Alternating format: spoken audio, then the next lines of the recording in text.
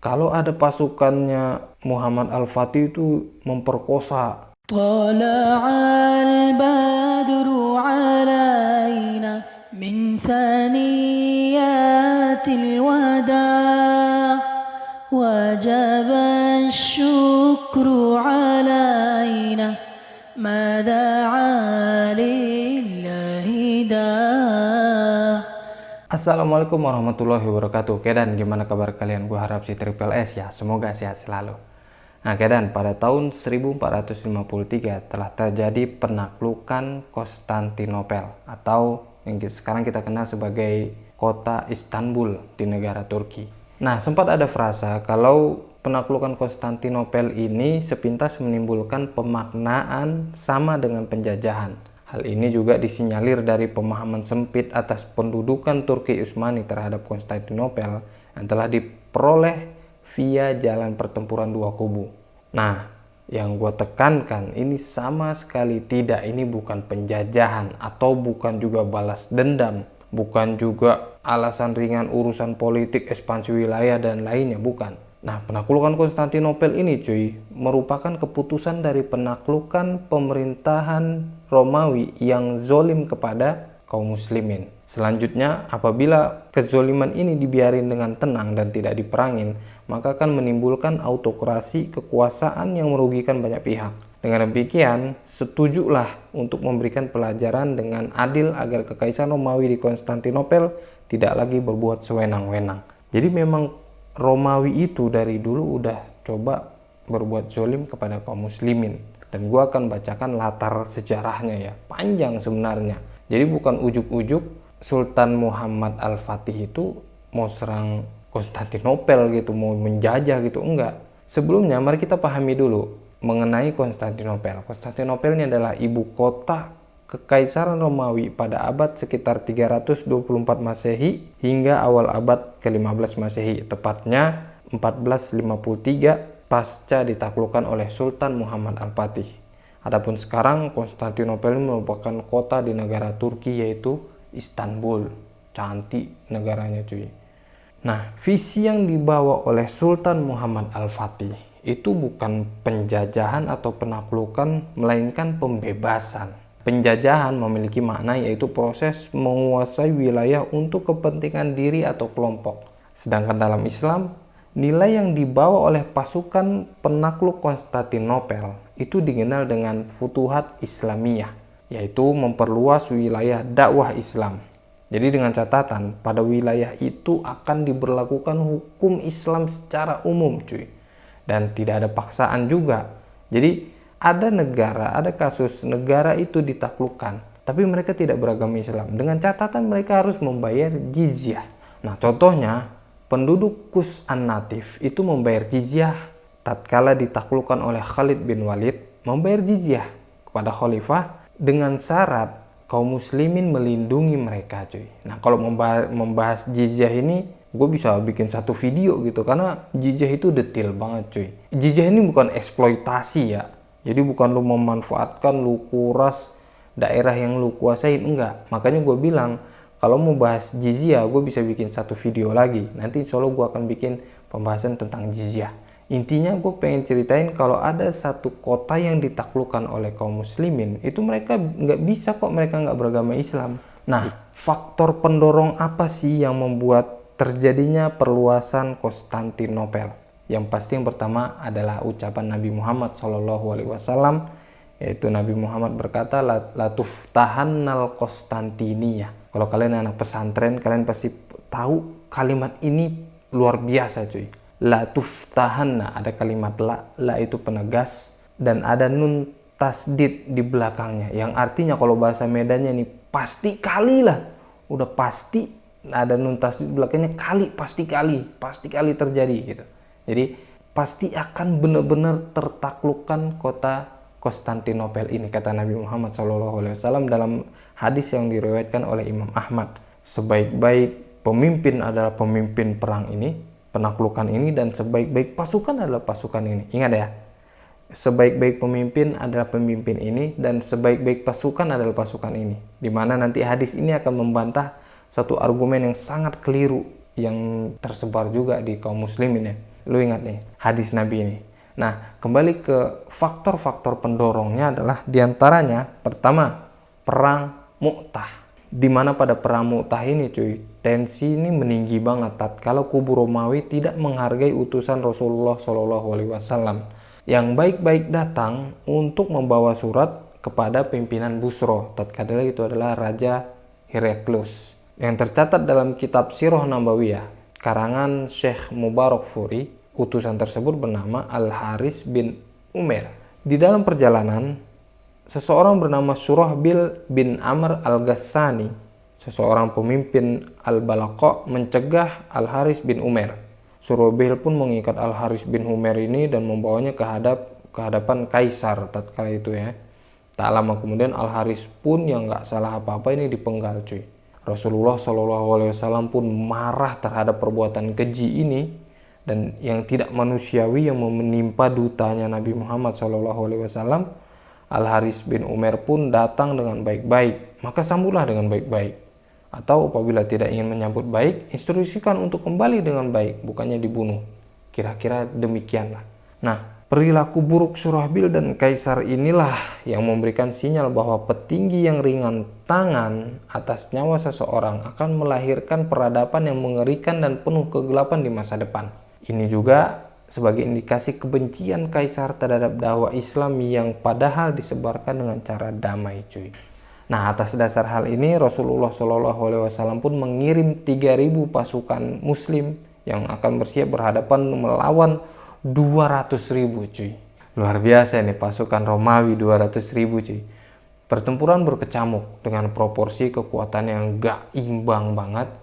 Jadi hingga beberapa strategi pun dijalankan dengan inisiasi Khalid bin Walid radhiyallahu ta'ala anhu, hingga keputusan untuk mundur perlahan pun diambil untuk mengatur strategi.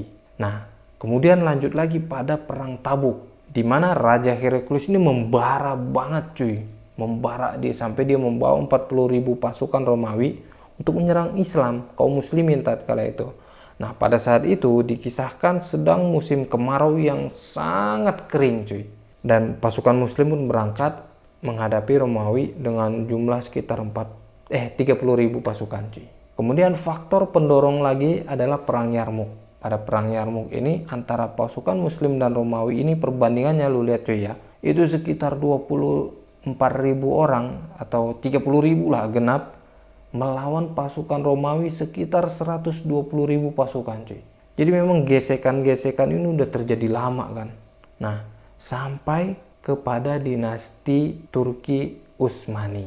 Nah, berlanjutlah perjuangan dinasti Turki Utsmani ini melawan kezoliman Romawi hingga puncak-puncaknya ini ada di tinta keemasan Sultan Muhammad Al-Fatih. Jadi rentetan-rentetan sejarah ini yang sebenarnya memicu terjadinya penaklukan kota Konstantinopel cuy. Di antaranya ya itu tadi semangat Al-Fatih, Sultan Muhammad Al-Fatih terhadap hadis Nabi Muhammad SAW kan. Beliau ini sudah dididik dari kecil, memiliki karakter yang luar biasa, dididik dengan guru-guru yang luar biasa, sehingga layak menjadi pemimpin terbaik yang menaklukkan Konstantinopel. Dengan niat mereka akan menyebarluaskan perkataan Nabi Muhammad SAW dan meyakinkan orang-orang kalau Nabi kami tidak pernah berbohong. Sekali Nabi kami berkata, akan tertakluklah kota ini, maka pasti akan ditaklukkan. Tinggal menunggu kapan datangnya, tinggal menunggu siapa yang akan menaklukkan. Ya, sama seperti halnya Konstantinopel ini. Nabi kami sudah mengatakan kalau Konstantinopel ini pasti akan ditaklukkan. Maka mereka dengan penuh keyakinan, dan kalau lu bisa baca bagaimana cara Sultan Muhammad Fatih menaklukkan Konstantinopel ini kayak dongeng gitu, bener-bener luar biasa perjuangan beliau kan. Nah, dimana untuk menuju penaklukan ini beliau benar-benar persiapan cuy. Beliau benar-benar persiapan yang sangat matang secara fisik dan rohani. Fisik beliau ahli banget perang. Orang-orang Turki itu luar biasa cuy perangnya cuy. Kemudian secara rohani ya Allah luar biasa, didikan dari kecil, dididik dengan guru-guru yang luar biasa. Contoh kayak Ak Samsudin. Ini guru luar biasa sekali pintarnya cuy. Bahkan beliau ahli dalam banyak hal ya, diantaranya pun sirah.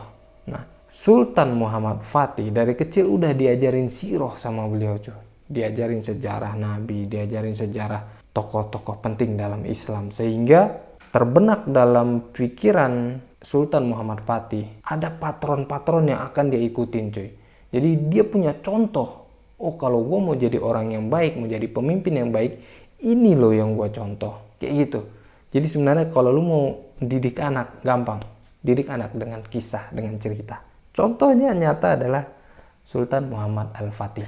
Nah, dari didikan karakter yang baik inilah timbul sosok pemimpin yang baik. Maka Sultan Muhammad Al-Fatih memperlakukan regulasi perang yang baik juga cuy. Coba lu lihat sejarah perangnya. Setelah beliau menaklukkan kota, beliau berhasil menduduki Konstantinopel. Beliau nggak serta-merta membunuh orang yang ada di dalam. Bahkan orang yang ada di dalam Hagia Sophia itu tenang, nggak ada yang dibunuh cuy. Biarawatinya segala macam, semua seluruh orang tenang. Karena beliau melaksanakan aturan-aturan jihad yang ditetapkan dalam Islam.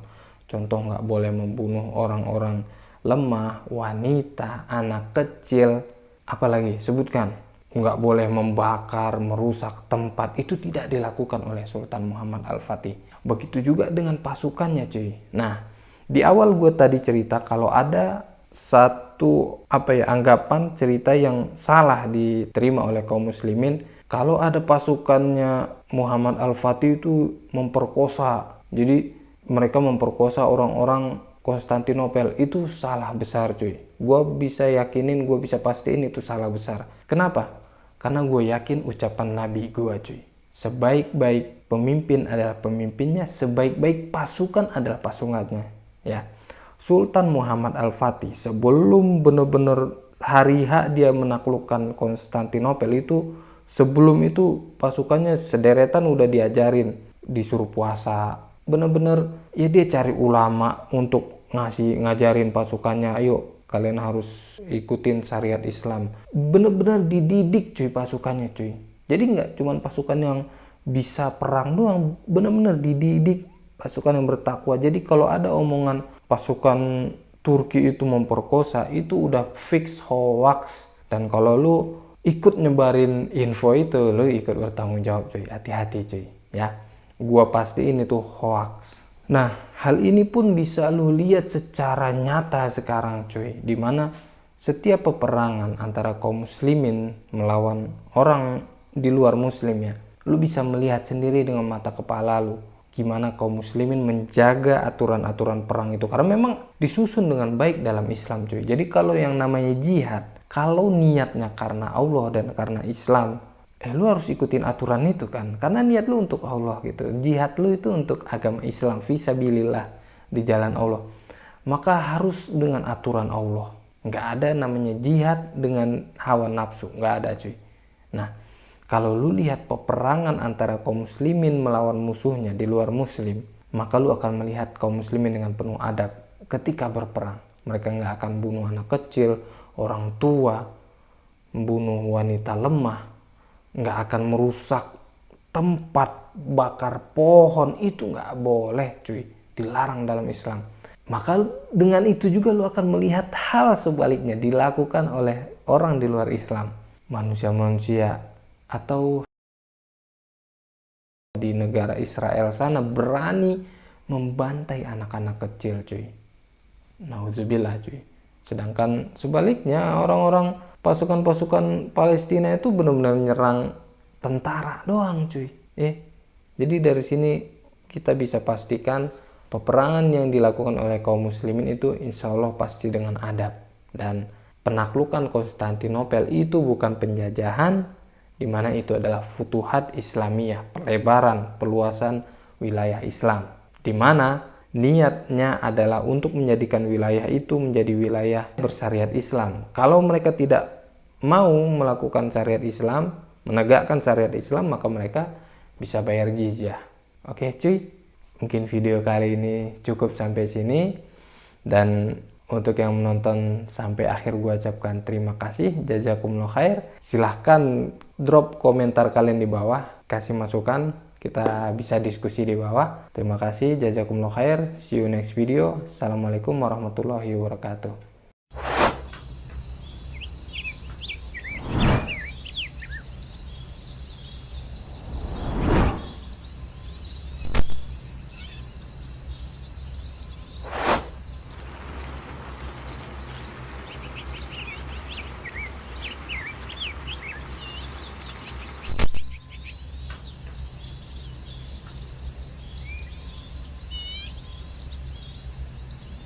Sakit lambung, minum madu lambung, mubarok.